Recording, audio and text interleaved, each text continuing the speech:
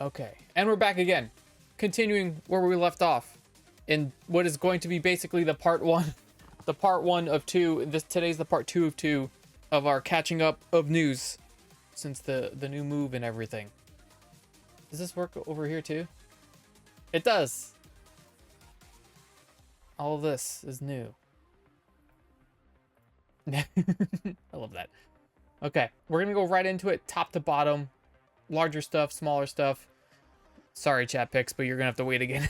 There's just a lot we have to catch up. Some of these we did a little bit last week, peppered into the showcases and events that we were going over. This mic arm is pissing me off.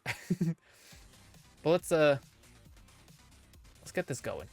So we're gonna start off with the canceled Black Panther game. This is Chris Scullion VGC. Into chat you go. So EA, as of the end of last month, a few weeks ago, EA has canceled the Black Panther game and closed the studio, Cliffhanger Games. This is rough. So according to a report from IGN, the publisher has shut down Cliffhanger Games and it's attempting to place affected staff and other roles across the country. I need to lower the music a little bit more because it is like louder than usual for some reason. I'll leave it up a little bit for you guys, but for me, too loud. So EA will also be laying off other staff on its mobile and central teams in a round of layoffs separate to those last month, which saw 300 to 400 staff laid off across EA, including 100 at Apex Legends studio Respawn. The publication was forwarded an email sent to staff from EA Entertainment President Laura Miele, which says the cancellation of Black Panther game is part of EA's efforts to sharpen our focus and put our creative energy behind the most significant growth opportunities. What does that mean? I don't know. So there's still focus mainly on Battlefield, Sims, Skate, and Apex, which Sims, big game. Apex, big game. Skate, Battlefield, they need the next one to be really good. They are going forward with the development on Iron Man and Respawn's next Star Wars game. But Cliffhanger was formed in 2021, led by Kevin Stevens, who was boss of Warner's Monolith during development of Middle-earth Shadow Mortar games, which I think Monolith also has, we have some news about Monolith as well.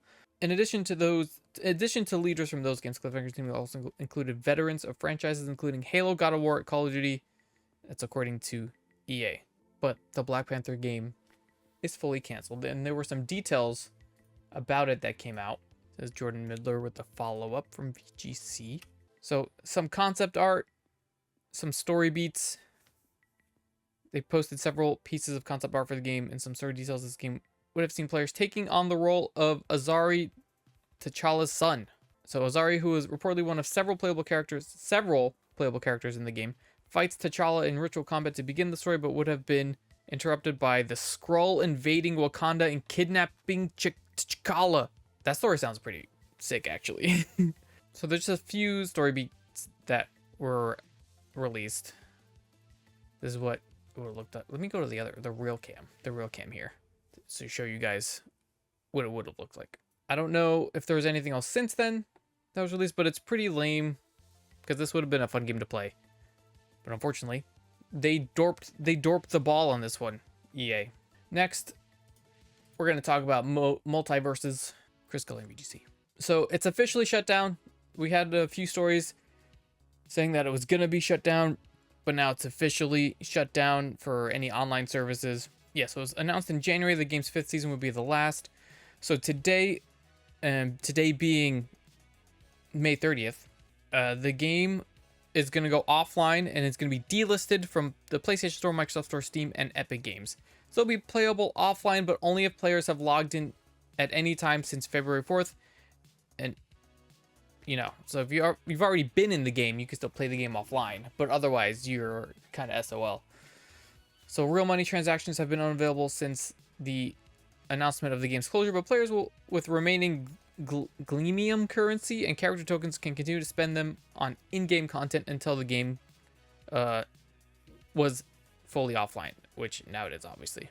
So we are very proud of the game that we have built and are incredibly thankful for the support of the Multiverses community throughout this journey. Your passion and enthusiasm have been unmatched. That was their post.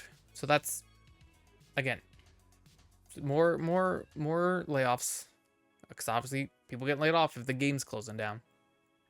Speaking of layoffs, this is gonna be a pretty large run of these types of stories here. This is Chris Cullen, VGC. Playtonic confirms layoffs. Says the landscape is shifting, and with it, so must we. This developer hasn't released much other than Yooka-Laylee, from what I saw. But numerous Playtonic staff have been posting on social media over the past week that they had lost their jobs, making it increasingly likely that these weren't individual cases and that Playtonic has conducted a round of layoffs. Company has now officially confirmed this in a statement on Twitter, and Blue Sky, though it hasn't clarified how many staff are affected. So this was the statement on Blue. It's pretty long. We'll read some of it. This is one of those messages we never wanted to have to write.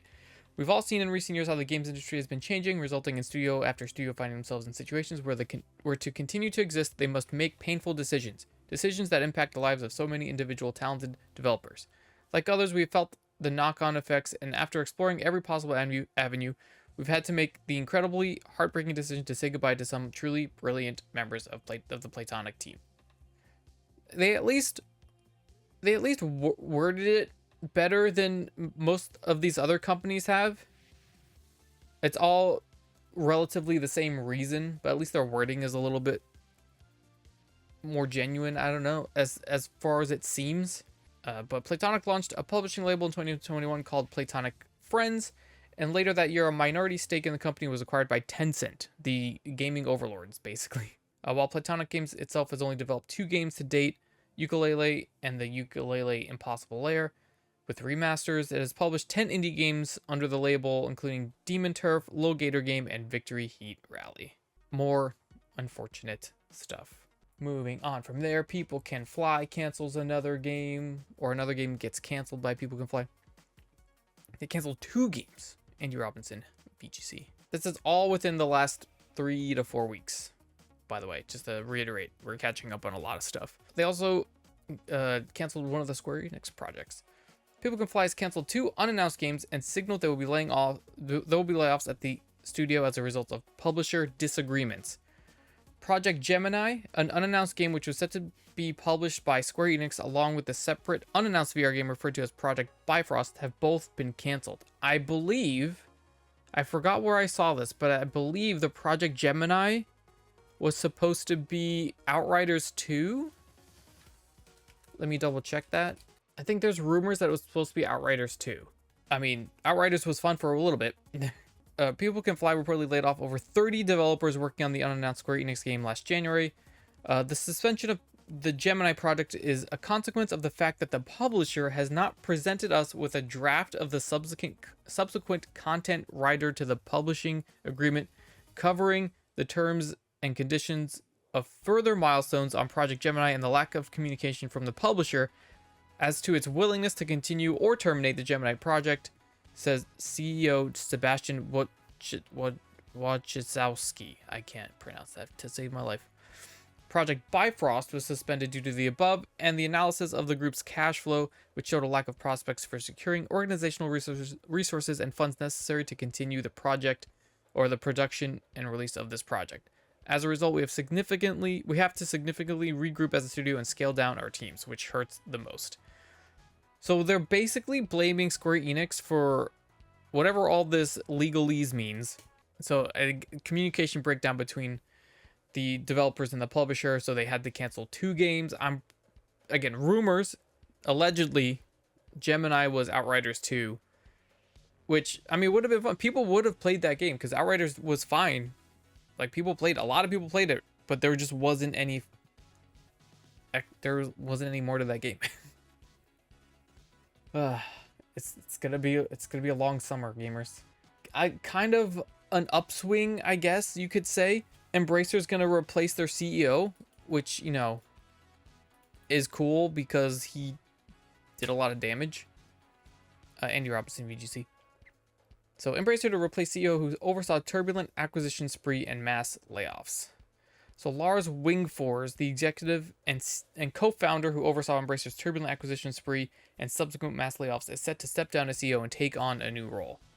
Starting August 1st, He will relinquish his CEO seat and is proposed to take on a new role as executive chair of the board. So he's going to be a board member now, focusing on strategic initiatives, M&A, and capital allocation. That's a lot. Still in charge of a lot of things, it looks like. So Phil Rogers, the current CEO of Crystal Dynamics and IDOS, will take over as Embracer CEO in August. He became CEO of IDOS in 2008 and was CEO across Square Enix's Western businesses from 2009 to 2022. I don't know how much confidence I have in Phil Rogers, but it's going to be definitely more confidence than Lars, for sure. Because, like, come on now. What? It's not even damage to the company itself. Like, the overall industry in general was hurt from this dude's decision making. Just insane things. How are you gonna? We've gone over it so many times. We all know. I don't know if it's good. Again, this is them clawing back, right? All right. So I think we went over this a little bit last time, but there was a little bit of a follow up. So like the Switch 2 sales, which were 3.5 million in 4 days, it has already set records as the fastest selling or the most selling console. So Switch 2 sets all-time launch record for hardware in the US, beating the PlayStation 4. Jordan Miller, VGC. So the record previously held by the PS4 has been smashed by the Switch 2, which sold 1.1 million Nintendo Switch units in the US during its first week on sale. Almost 80% of players who purchased Nintendo Switch 2 also purchased Mario Kart World, which of course was in the bundle. And the top 3 games were Cyberpunk, Zelda, and Mario Kart. Obviously, Mario Kart is just going to continue to dominate this console's leaderboard for games. But Cyberpunk is an insane top 3. Cyberpunk. Getting a Switch 2 to play Cyberpunk 2077 is kind of nuts. But Zelda Tears of the Kingdom, the Switch 2 edition, that's awesome. Maybe one day we'll play that. Maybe one day we'll have no choice but to play that. Who knows what the future will hold. Speaking of numbers and analytics, the numbers from Summer Game Fest have arrived. This is Jordan Miller, VGC. So viewer numbers were up from last year by, what, 89%, which is nuts. Saw more than 50 million live stream viewers across the 2-hour show, which marks the highest viewership on record for the event. According to Variety, the show peaked at more than 3 million concurrent viewers across Twitch and YouTube. Viewership on YouTube increased by over 40% compared to last year, while Twitch rose by 38%. So both about 80%, or both about 40%, 80% total, which is good, right? We want more eyes on these shows. So it's going to be fun to see what the turnout for the Game Awards is going to be later this year. I'm excited for it. We didn't get to watch Summer Game Fest live, but we saw some of the trailers. Fun stuff. And from what we've seen from other people, wasn't the best Summer Game Fest. Okay, so moving on from there, we talked about the CEO of Gearbox, I believe it was, that was like, hey, if you don't want to, if you're a real fan of games, you'll figure out how to pay $80 for the new Borderlands. But according to this, Andy Robinson, VGC, Gearbox has confirmed that it's only going to be $70. I'm pretty confident that they were originally going to make this $80, and then after all the backlash, they were like, can't do that. So they put it to $70. So they announced on Monday that it will cost $70 for its standard edition. It also confirms a $130 Super Deluxe Edition, which looks like this, the Super Deluxe Edition, which is the extra DLCs, I assume. Base game, pre-order bonus, skin, bounty pack bundle, a lot of skins and stuff. And then also the $150 collector's edition, which has everything except for the game. This is what it looks like. You got a cool 8-inch figure here, a bunch of artwork, the map, a little necklace, a little card, but it has everything from the other edition as well, I believe. But $150 with no game? They're making the stuff cheaper by removing the game. That's wild. So I guess we won. Going on from there, Xbox recently did an announcement about their dealings with AMD. Sarah Bond was talking about it. This is Andy Robinson, VGC. So Xbox has just made a deal with AMD for them to be the sole producer of their chips, of their silicon, according to what they were saying here. There's a lot of the word silicon around here. Microsoft has announced a multi-year agreement with AMD to create chips for its future devices, which says it will not be tied to a single store or device. Like I said, video from Sarah Bond saying that we've established a strategic multi-year agreement with AMD to co-engineer silicon across a portfolio of devices, including our next generation Xbox consoles, which I think they said was going to be 2030 something, 2028. 2028 for the next console. So 3 years. 150 with no game is wild. $70 tip, Gearbox $10 for the pleasure. Together, we're delivering deeper visual quality, immersive gameplay, and AI-powered experiences. No thank you on that last part. Grounded in a platform designed for players, not tied to a single store or device, and fully compatible with your existing Xbox game library. At Xbox, our vision is for you to play the games you want, with the people you want, anywhere you want. That's why we're investing our next generation hardware lineup across console, handheld, PC, cloud, and accessories. And they're doing it all with AMD, which makes sense. AMD is the best chip for video processing devices, which is great. No thank you on the AI stuff. Everything else is great. To get the AI stuff out of here. Next up, Marathon has officially been delayed. Not a surprise, especially with all, not only just from a gameplay perspective, but just from also the controversy. So Bungie has officially delayed Marathon. Andy Robson, VGC, if I didn't say it already. Your voice has been strong and clear, they say. Destiny Studio said it needs more time to craft Marathon into the game that truly reflects your passion, and that it will use an additional development time to empower the team to create the intense, high-stakes experience that a title like Marathon is built around. The delay follows mixed feedback from players to recent alpha tests, and a significant controversy around stolen artwork that was found in those test builds, which we've talked about several times.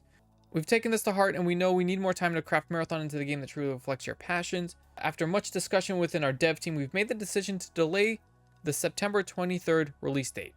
The alpha test created an opportunity for us to calibrate and focus the game on what will make it uniquely compelling. Survival under pressure, mystery and lore around every corner, raid-like endgame challenges, and Bungie's genre-defining FPS combat. Over the next few months, we'll continue closed testing, including participants from the alpha, to deploy gameplay updates and test new features as they come online. You'll hear from us again later this fall when we can share the progress we've made alongside the game's new release date. Thank you again for your patience, more importantly, your passion. Your continued feedback will help us make Marathon. So, originally set for the fall, is going to be pushed, most likely next year. We won't see anything again until the fall, what they're saying.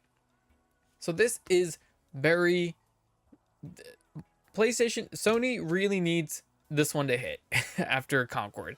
They desperately need this to hit.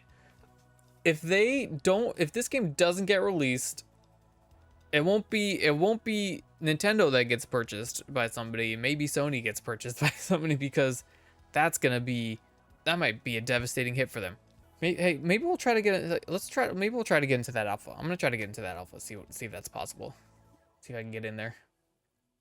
Next up, WB Games is restructuring. They hinted at this a while ago, but now I think they've made an official announcement. Andy Robson, VGC. So Warner Games splits into Harry Potter, Mortal Kombat, DC Games, Game of Thrones divisions. So it's like 2 sections. So on Tuesday, this past Tuesday, yes. The company confirmed it had promoted Warner Brothers Games Montreal studio head Yves LeCance, there's no way, to oversee Harry Potter and Game of Thrones games, while NetherRealm studio head Sean Himmerich will oversee Mortal Kombat and DC games. The restructuring comes during a period of significant overhaul at Warner Brothers Games division.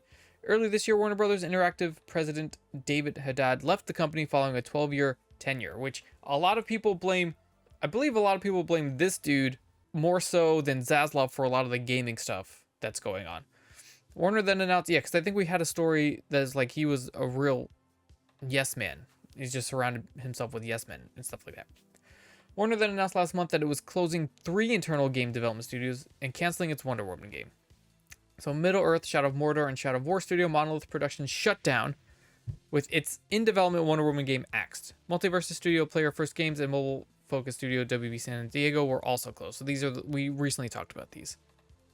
So it plans to split the company into 2 companies by mid next year. Warner Brothers Discovery Streaming and Studios, separate from Warner Brothers Discovery Global Networks, which games coming under the streaming and studios company. A lot of stuff happening. A lot of stuff happening alongside also DC trying to revamping their film adaptations.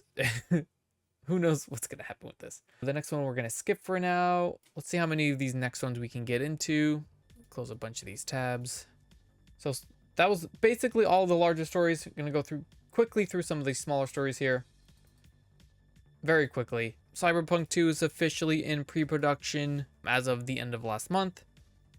Previously known as Project Orion.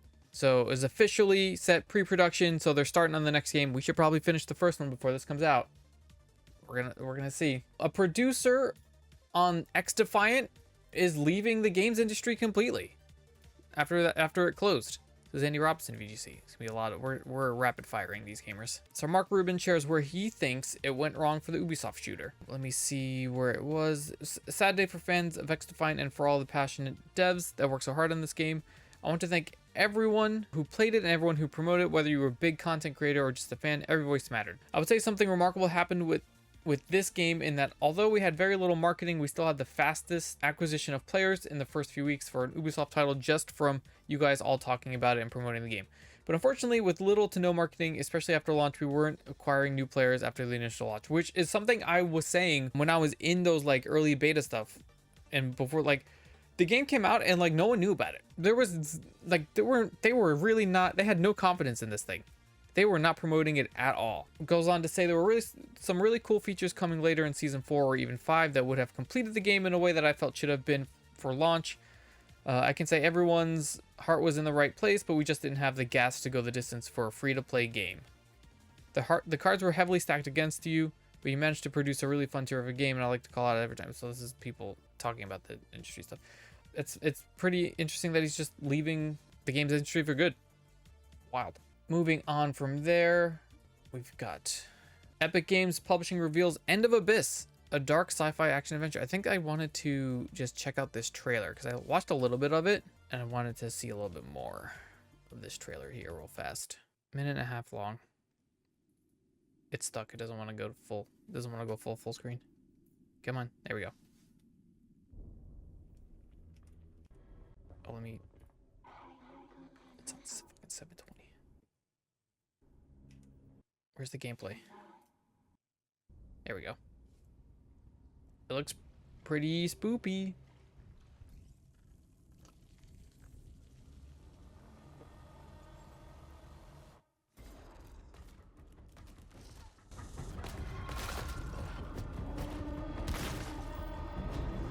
I like this vibe. I like this vibe a lot. I like these little monsters.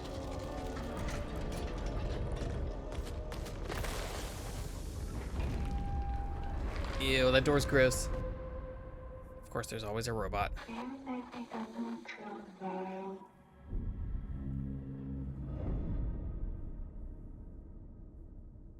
a little bit, moving on, just didn't hit. I mean, I played it. That trailer looks. I want to play this game. Yeah, that game was fine. Again, that game, XDefiant was a perfectly fine shooter. It just wasn't. It just didn't have anything to really grab you that much. Next, game based on The Expanse has been announced, coming to PC and consoles. Third-person action RPG. Expanse, really great series. If anyone hasn't seen it, you should watch it. It's pretty good. This is a 4-minute trailer. We're not gonna watch the whole thing.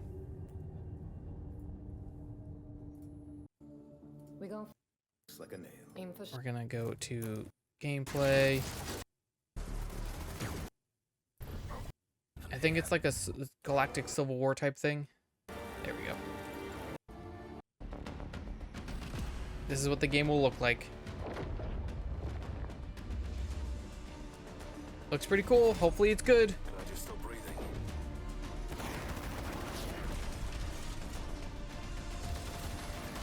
Whoa, that's nuts. Just people in spacesuits shooting at each other. Oops. Oh, monsters. That's crazy.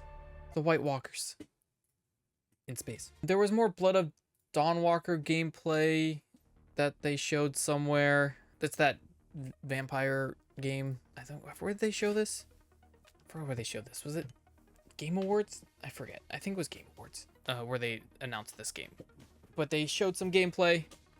I'll link this as well. A Silent Hill 1 remake was announced with Bloober Team, which is awesome. Bloober Team's great. They're really good at atmosphere. So hopefully this will be good. This was a little teaser that they posted. It's just that. Silent Hill in development. So that's exciting. Hopefully it's something that is accessible to everybody. We've got the pre-orders for the Xbox ROG Ally will allegedly start in August. This isn't confirmed, I don't think.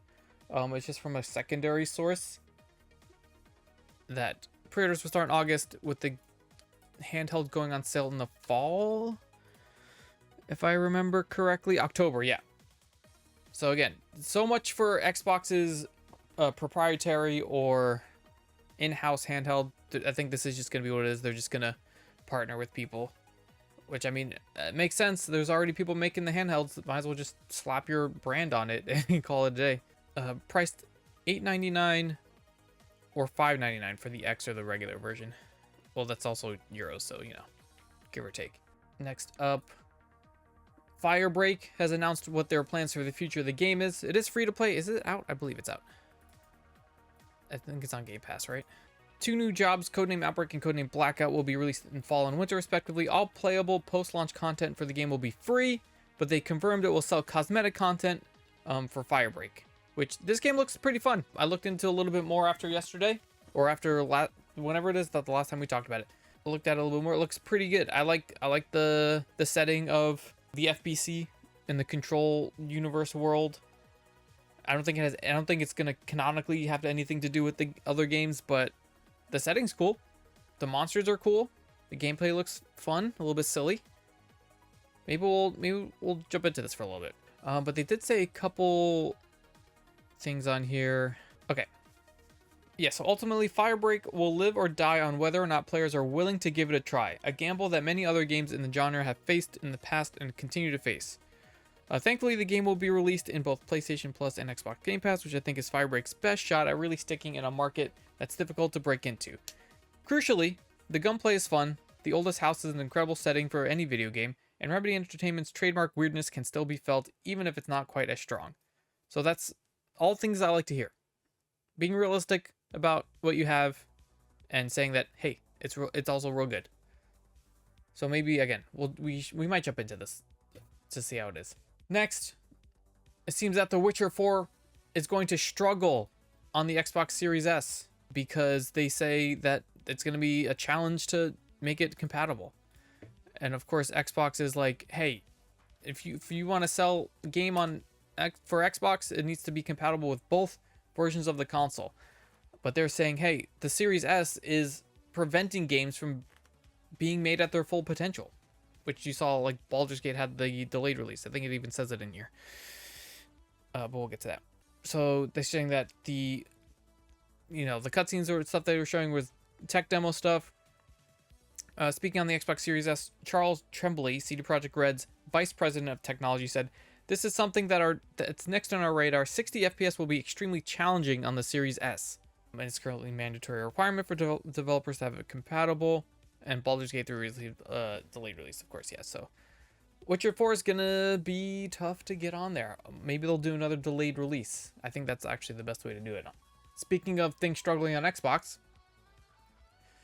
apparently Final Fantasy 16 is also struggling on Xbox. This was just recently released for Xbox, even though the game's been out for a while on PlayStation. I think on PC too? I don't remember. It was a PS5 exclusive and is now on Xbox. However, Digital Foundry saw that the resolutions are consistently lower on Xbox, as well as the game running in performance mode at 720, which is nuts. But it's still more inconsistent on PlayStation with more variable frame rates, where it's locked at 60 on the Xbox. Maybe there'll be an update that fixes it, but 720 on an Xbox Series X is kind of, it's not even a Series S, it's a Series X. 720 is kind of ridiculous, and I'm gonna say it, unacceptable is what I'll say. So that's wild. Let's go to MindsEye with the with just a mess. MindsEye's just been a mess.